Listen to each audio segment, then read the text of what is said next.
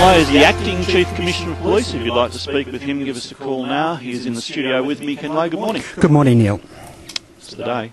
It's the day. Today is the day that applications are going for Chief Commissioner. Will you be an applicant?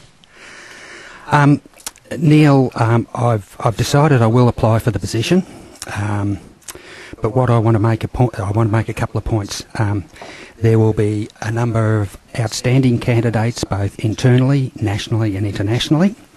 I'm very confident that the selection panel will pick the right person for the job, and I don't think it'd be fair to either the selection panel or any other applicant to be saying too much more about that. So, whilst I say yes, I am interested, yes, I'll be keen to talk to the selection panel, but I'd like to leave any further public comment about it right there.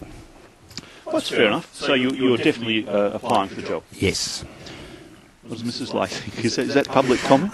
No, look, Neil, I did make the comment that I talked to friends, family, work colleagues. I've done all that, so let's just let the process go now, and by the end of the year I'd be confident that the selection panel and the government will have picked the absolute best person for the job of leading Victoria Police. It takes that long. Well, it would take that long, wouldn't it? It's nearly October. Yep.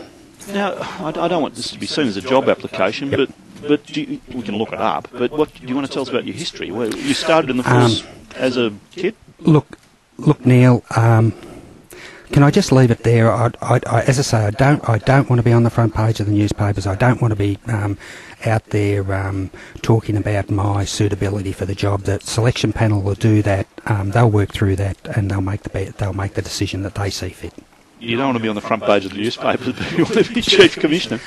Well, let's just let the process go, and we'll worry about what happens after they make the selection panel and the government make their determination. No, fair enough. I wish you well. Thank you. I don't know who's on the panel. I'll look it up myself. Thank you. Industrial relations. You said when the Police Association introduced this policy of parking cars behind speed cameras with flashing lights, and I saw a classic case yesterday where you'd have to be stupid to get booked. Well, some people are stupid. But you said you would monitor it and see if it was causing any problem. Has there been a drop-off in tickets? There has been a very slight drop-off in tickets, which is surprising and you make the point that some people may well be silly.